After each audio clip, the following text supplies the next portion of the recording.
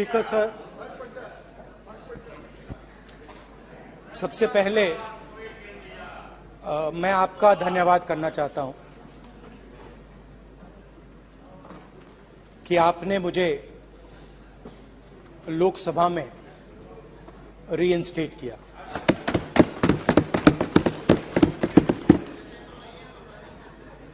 और पिछली बार जब मैं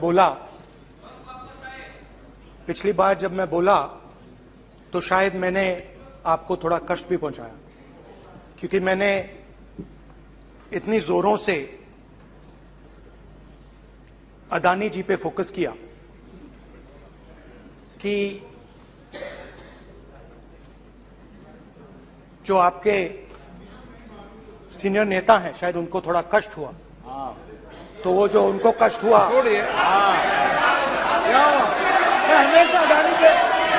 हमेशा अडानी पे अभी भी कष्ट हो रहा है। वो जो कष्ट हुआ, अभी भी कष्ट हो रहा है। विषय पे आइए, विषय पे। अभी भी कष्ट हो रहा है।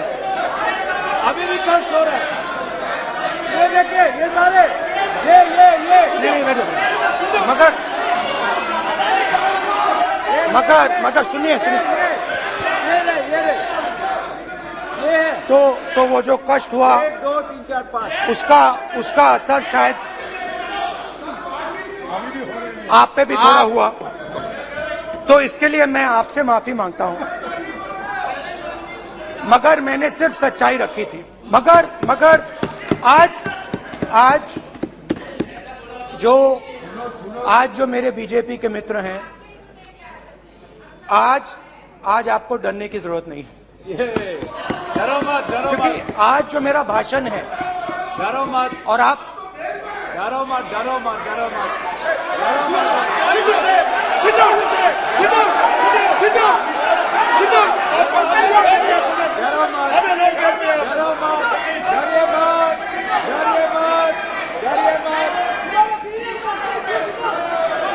स्पीकर सर, अरे बैठा ब्रदर।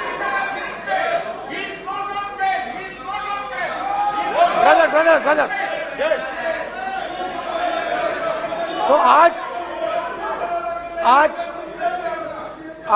कोई घबराने की जरूरत नहीं है। आज मैं अपना भाषण, मेन जो भाषण है वो अदानी जी पे नहीं बोलने जा रहा हूं। आप छोड़िए, तो आप रिलैक्स कर सकते हैं, आप शांत रह सकते हैं, क्योंकि मेरा भाषण आज दूसरी डायरेक्शन में जा रहा है।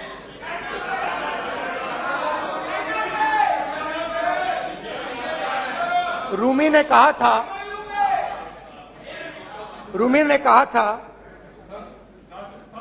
जो शब्द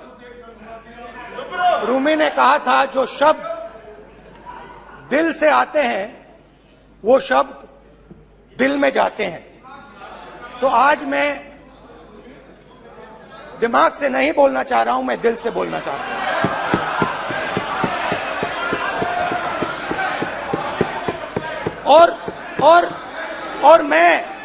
और मैं आज आप लोगों पर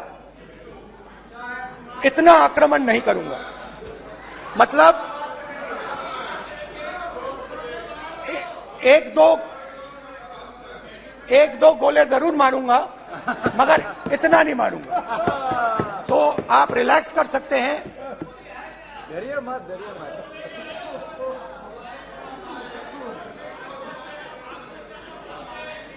अरे रक्षा मंत्री जी आज संभाल लेंगे हम लोग।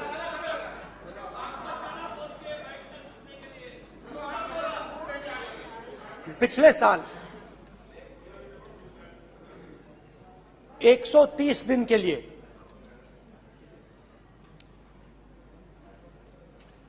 मैं भारत के एक कोने से दूसरे कोने तक गया। अकेला नहीं, बहुत सारे लोगों के साथ।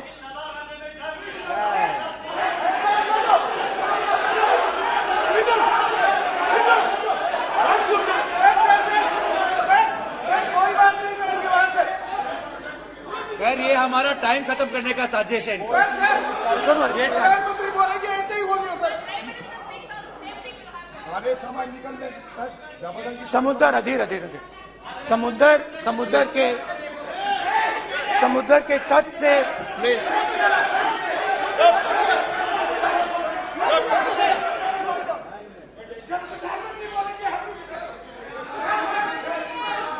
माननीय सदस्य प्लीज प्लीज ऐसे धमकाने का बात की मत बोलो यहाँ पे।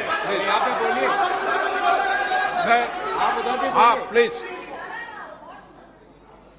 मैं समुद्र के तट से कश्मीर की बर्फीली पहाड़ी तक चला। नहीं, लद्दाख को मैंने नहीं छोड़ा। यात्रा अभी खत्म नहीं हुई है, यात्रा जारी है और जरूर लद्दाख आएंगे, घबराइए मत। बहुत सारे लोगों ने मुझसे पूछा यात्रा के दौरान, यात्रा के बाद कि राहुल तुम क्यों चल रहे हो, क्या तुम्हारा लक्ष्य क्या है, कन्याकुमारी से कश्मीर तक क्यों जा रहे हो। और जब वो मुझसे पूछते थे, शुरुआत में मेरे मुंह से जवाब नहीं निकलता।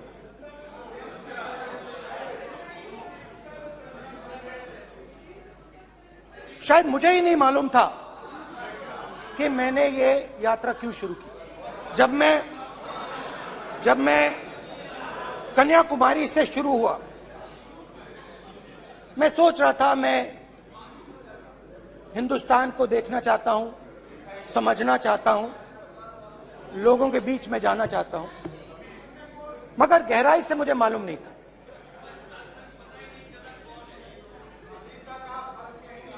थोड़ी देर में मुझे बात समझ आने लगी।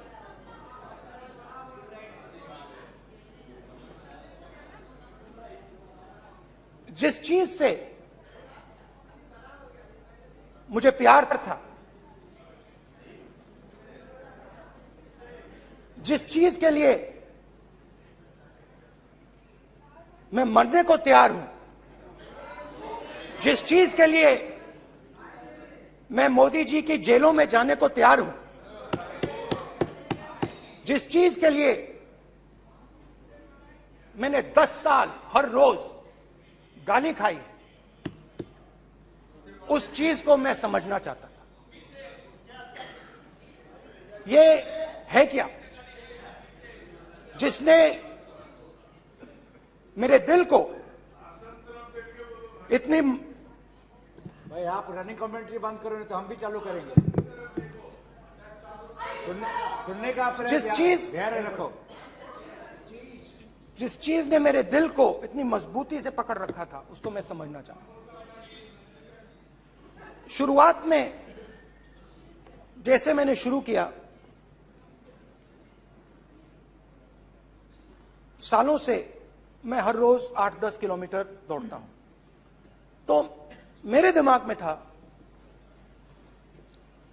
कि अगर मैं 10 किलोमीटर दौड़ सकता हूं तो 25 किलोमीटर चलने का क्या मतलब, कोई बड़ी बात नहीं है। ये मैंने सोचा था।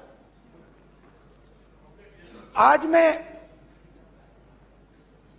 उस भावना को देखूं तो वो अहंकार था कि मैं ये कर सकता हूं, ये कुछ नहीं है। तो मेरे दिल में उस समय अहंकार था।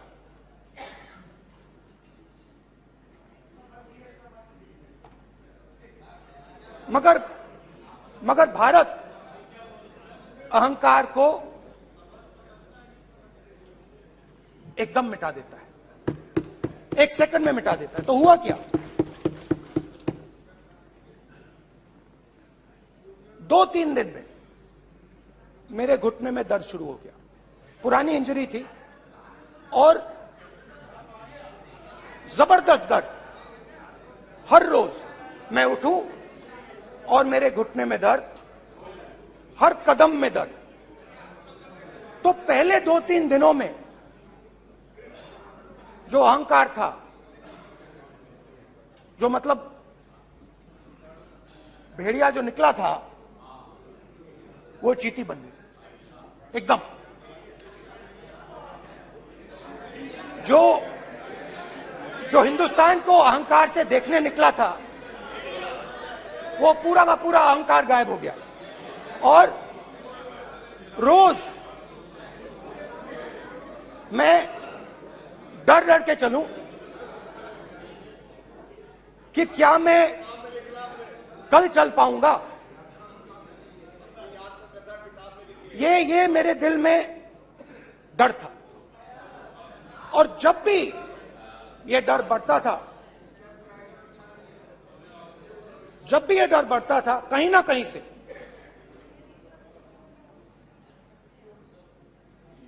कोई ना कोई शक्ति मेरी मदद कर देती। एक दिन मैं सह नहीं पा रहा था, एक छोटी सी लड़की आती है, मुझे चिट्ठी दे देती।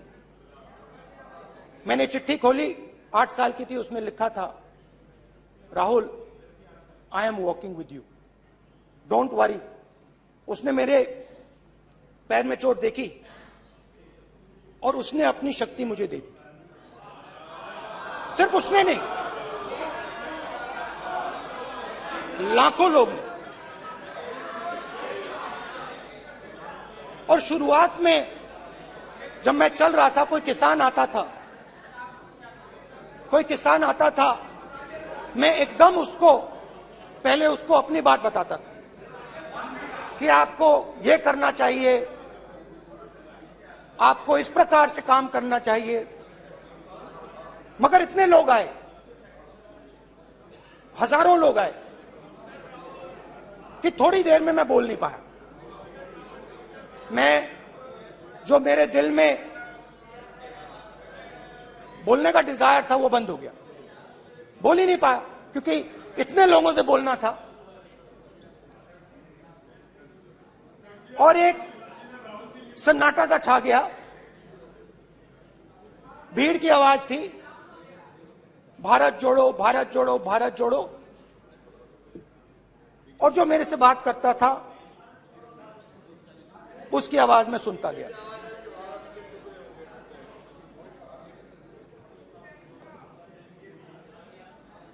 हर रोज सुबह 6 बजे से रात 7-8 बजे तक आम आदमी, गरीब, अमीर, बिजनेसमैन, किसान, मजदूर, सबकी आवाज।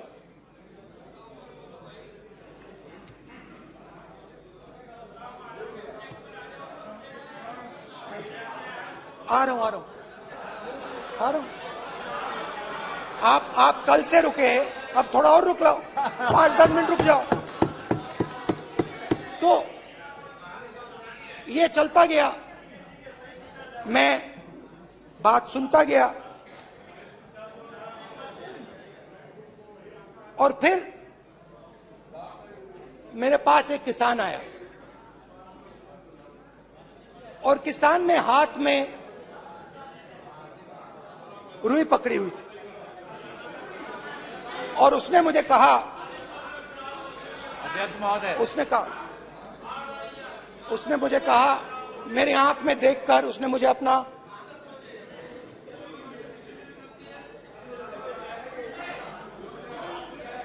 वो रुई का बंडल दिया, और उसने कहा, राहुल जी, यही बचा है मेरे खेत का यही बचा है, और कुछ बचा नहीं है। मैंने उससे, जो मैं नॉर्मली सवाल पूछता था, भैया आपको बीमा का पैसा मिला, वो पूछा। बीमा का पैसा मिला, वो पूछा। और किसान ने मेरा हाथ पकड़ा। किसान मुझे कहता है कि नहीं राहुल जी, मुझे बीमा का पैसा नहीं मिला, हिंदुस्तान के बड़े उद्योगपतियों ने वो मुझसे छीन लिया। मगर इस बार बड़ी अजीब सी चीज हुई। जब मैंने किसान को देखा और वो मुझसे बोल रहा था, तो जो उसके दिल में दर्द था वो मेरे दिल में आया। जो उसके आंखों में शर्म थी जब वो अपनी बीवी से बात करता था, वो शर्म मेरी आंखों में आई। जब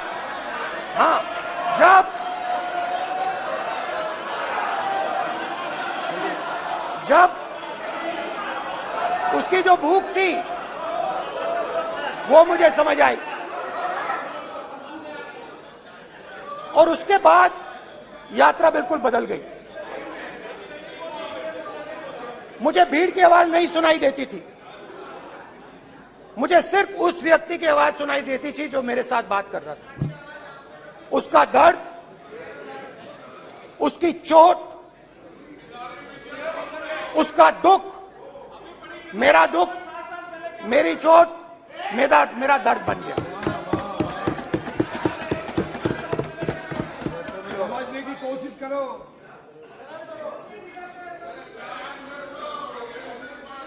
भाइयों और बहनों, लोग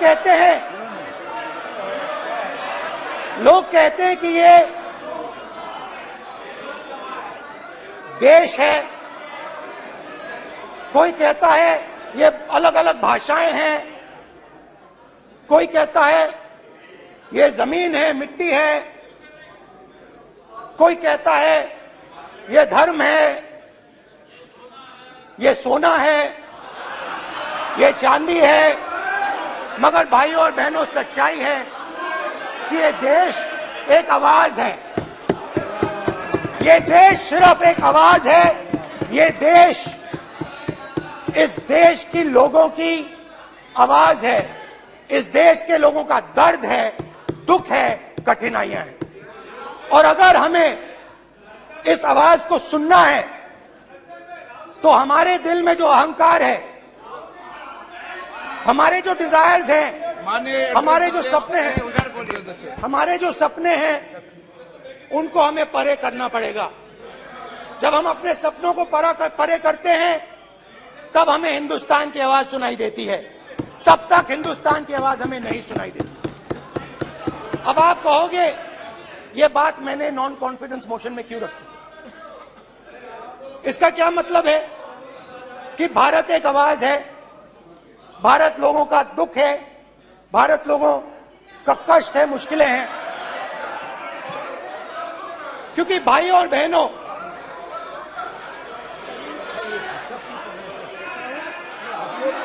अध्यक्ष महोदय, और पूरा सूद समय जवाब तुमको मिलेगा, फिर पूरा सूद समय जवाब देंगे सर। फिर आप हमें मत रोकेगा सर।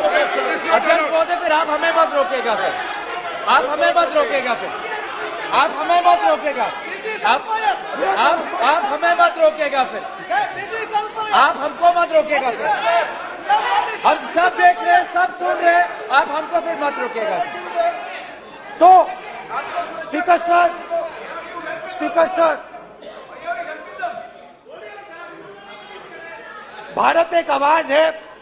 भारत इस देश के सब लोगों की आवाज है। और अगर हम उस आवाज को सुनना चाहते हैं, हमें अहंकार को, नफरत को मिटाना पड़ेगा।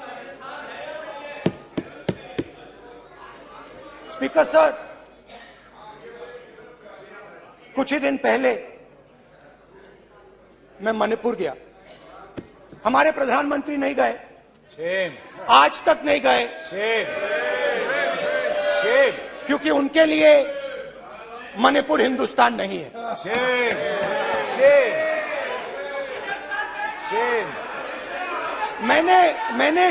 मैंने मणिपुर शब्द प्रयोग किया,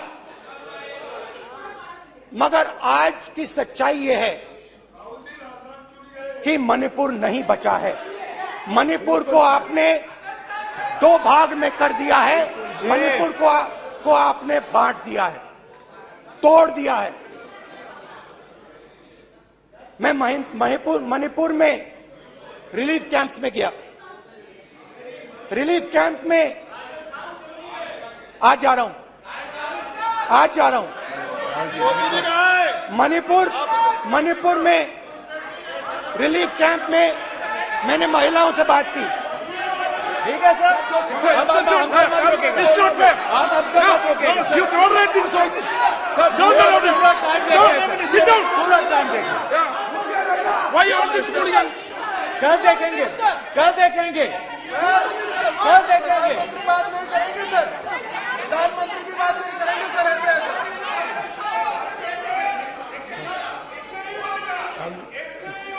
सूद समय मैं जवाब मणिपुर मिलेगा। गया और मणिपुर के कैंप्स में मैंने महिलाओं से बात की, बच्चों से बात की, जो हमारे प्रधानमंत्री जी ने आज तक नहीं किया। एक महिला मुझे कहती है, मैंने उनसे पूछा, बहन क्या हुआ आपके साथ? What's this? एक एक मंत्री बोल रहे हैं, कल आप बोले एक एक मंत्री खड़े होके बोल रहे हैं, एक एक मंत्री खड़े होके ऐसे कर रहे हैं, एक एक मंत्री खड़े होंगे तो पूरे सांसद खड़े होंगे यहाँ पे, पूरे सांसद खड़े होंगे यहाँ पे, बैठे नहीं है चुपचाप करके पूरे सब खड़े होंगे, पूरे सब खड़े होंगे। कल कांग्रेस पार्टी ने पूरा देश खड़ा होगा आपके खिलाफ, तो पूरा देश कल आपके खिलाफ खड़ा होगा। मैं बहुत सारी महिलाओं से बात किया, मगर मैं आपको दो उदाहरण देना चाहता हूं। एक महिला मुझे कहती है, मैंने कहा क्या हुआ तुम्हारे साथ? कहती है, मेरा छोटा सा बेटा, महिला का सम्मान करें प्लीज, ये सम्मान। एक ही बच्चा था मेरा, एक ही बच्चा था मेरा, मेरे सामने, मेरे आंखों के सामने उसको गोली मारी है। मैं पूरी रात, आप सोचिए, आप अपने बेटों के बारे में सोचिए, मैं पूरी रात उसकी लाश के साथ लेटी रही। झूठ नहीं, झूठ आप बोलते हो, झूठ मैं नहीं बोलता हूं। मैं पूरी रात उसकी लाश के साथ लेटी रही और फिर मुझे डर लगा, मैंने अपना घर छोड़ दिया, जो भी मेरे पास था वो मैंने छोड़ दिया। मैंने उनसे पूछा, कुछ तो लाई होगी? कहती है, नहीं, सिर्फ मेरे जो कपड़े हैं ये मेरे पास हैं। और फिर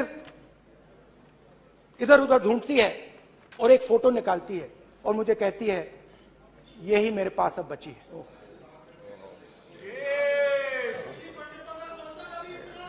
एक और उदाहरण, दूसरे कैंप में मैं, एक महिला मेरे सामने आती है, मैं उससे पूछता हूं, तुम्हारे साथ क्या हुआ? क्या हुआ तुम्हारे साथ? और जैसे ही मैंने ये सवाल पूछा,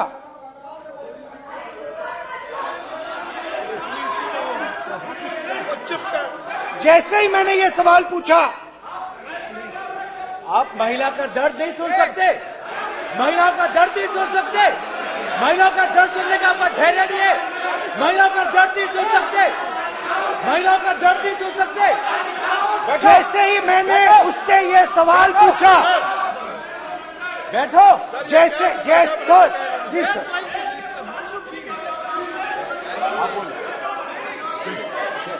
शर्म करिए, शर्म करिए।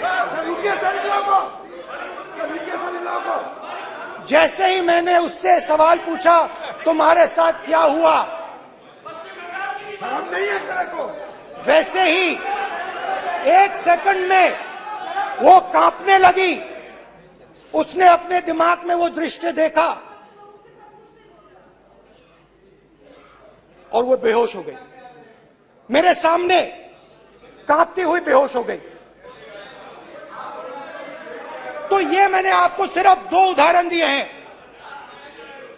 स्पीकर सर, इन्होंने मणिपुर में हिंदुस्तान की हत्या की है, सिर्फ मणिपुर की नहीं, हिंदुस्तान की हत्या की है। इनकी राजनीति ने मणिपुर को नहीं, हिंदुस्तान को मणिपुर में मारा है। हिंदुस्तान को कत्ल किया है, हिंदुस्तान का मर्डर किया है मणिपुर में।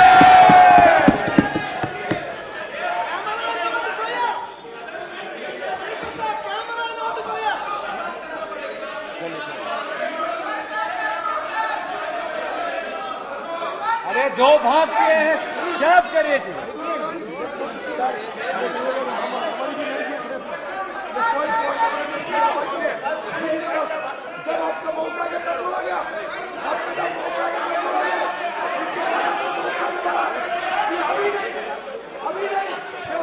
माननीय सभी सदस्यों को कहूंगा शांति रखें, प्लीज प्लीज।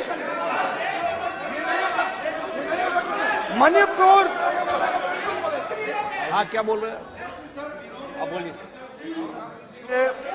एक अरे भाई क्या बात है?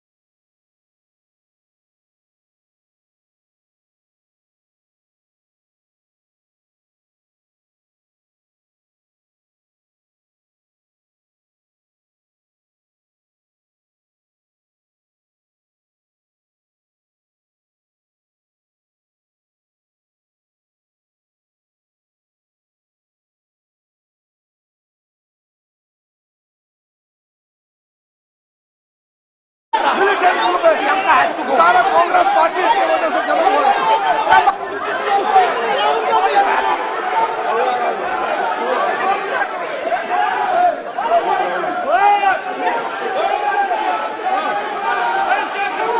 ओके बैक, आजा back back back back back back back Hemant सबको पीछे ले आओ। Back back back highway highway highway highway highway हो गया प्रतापन हो गया बैक आप बैक भाषण नहीं सुनना चाहते हैं?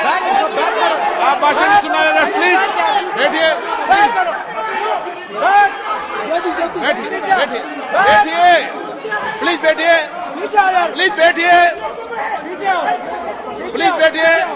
चले चलिए, चलिए अंदर लो चलिए प्लीज ओके थैंक यू सबसे बड़ा thank you please thank you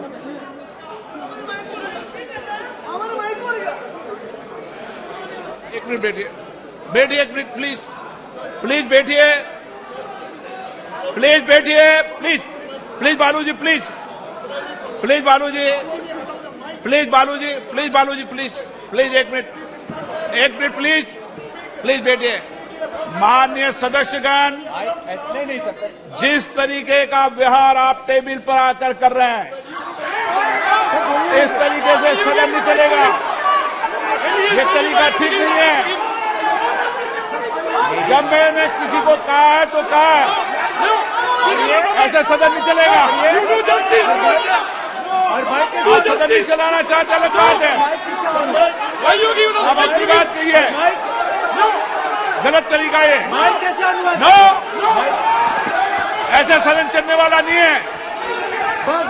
जो माननीय सदस्य टेबल पर आए उनके खिलाफ कार्रवाई होगी। प्लीज बैठिए, बैठिए, बैठिए, आप भी बैठिए, आप भी बैठिए। माननीय मंत्री जी, माननीय मंत्री जी, प्लीज बैठिए। भारत सदन है, माता, प्लीज बैठिए, भारत माता, प्लीज बैठिए, प्लीज ब्रदर। मैं बहुत शांति से सुन रहा हूं, इसका तरीका ये नहीं है उचित हो कि आप टेबल पर आए। नहीं, गलत तरीका ये। आप जैसे मैंने माननीय sir please please brother please भैया पानी लो। जैसे मैंने भाषण के शुरुआत में बोला, भारत एक आवाज है, भारत हमारी जनता की आवाज है, दिल की आवाज है। उस आवाज की हत्या आपने मणिपुर में की। इसका मतलब भारत माता की हत्या आपने मणिपुर में की।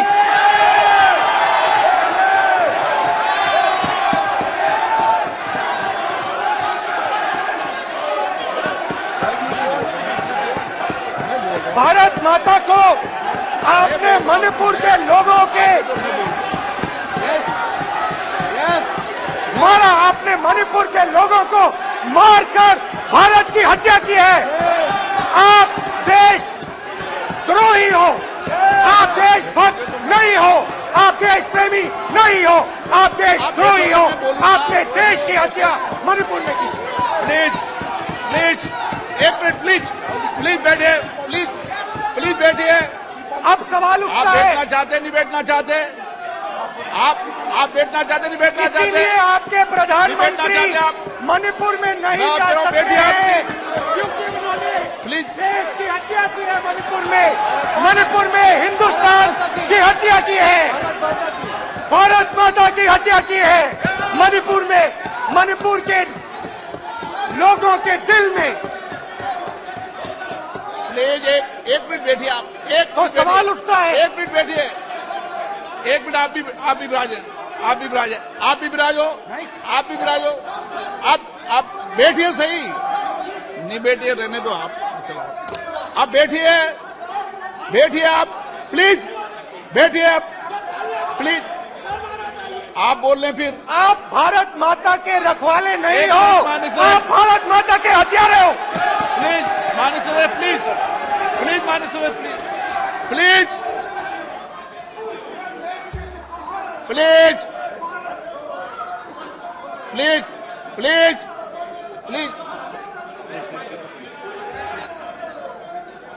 देखिए माननीय सदस्यगण, प्लीज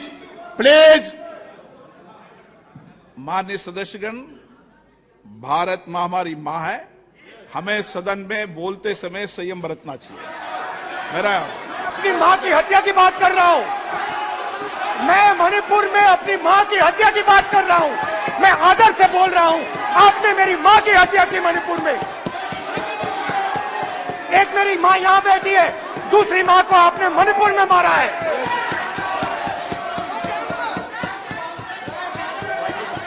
और हर रोज जब तक आप हिंसा को बंद नहीं करोगे, तब तक आप मेरी मां की हत्या कर रहे हो। हिंदुस्तान की सेना मणिपुर में एक दिन में शांति ला सकती है। हिंदुस्तान की सेना का आप प्रयोग नहीं कर रहे हो, क्योंकि आप हिंदुस्तान को मणिपुर में मारना चाहते हो।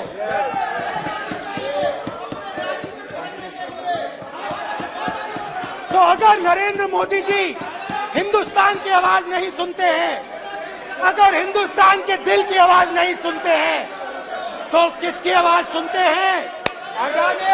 दो लोगों की आवाज सुनते हैं। किसकी आवाज सुनते हैं? किसकी आवाज सुनते हैं? माननीय सदस्य, और इसलिए सुनते हैं।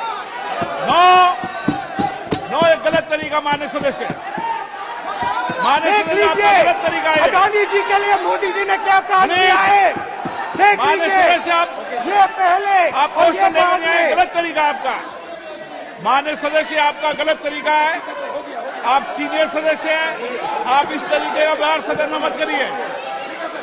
आप बात करिए, लेकिन इस तरीके से पोस्टर लाना ये उचित नहीं है किसी तरीके से। रावण दो लोगों की सुनता था, रावण दो लोगों की सुनता था, मेघनाथ और कुंभकर्ण। वैसे ही नरेंद्र मोदी दो लोगों की सुनते हैं, अमित शाह और अडानी। भाई और बहनों, लंका को हनुमान ने नहीं जलाया था, लंका को रावण के अहंकार ने जलाया था। प्लीज माननीय सदस्य, आप संयमित बोले। आप ये सदन है, आप तरीके से बोलिए माननीय राम सदस्य। ने रावण को नहीं मारा था, रावण के अहंकार ने रावण को मारा था। आप पूरे देश में केरोसिन फेंक रहे हो, पूरे देश में आप केरोसिन फेंक रहे हो। आपने मणिपुर में केरोसिन फेंकी, आपने चिंगारी लगा दी। अब आप हरियाणा में कर रहे हो, पूरे देश को आप जलाने में लगे हो। आप पूरे देश में भारत माता की हत्या कर रहे हो। धन्यवाद।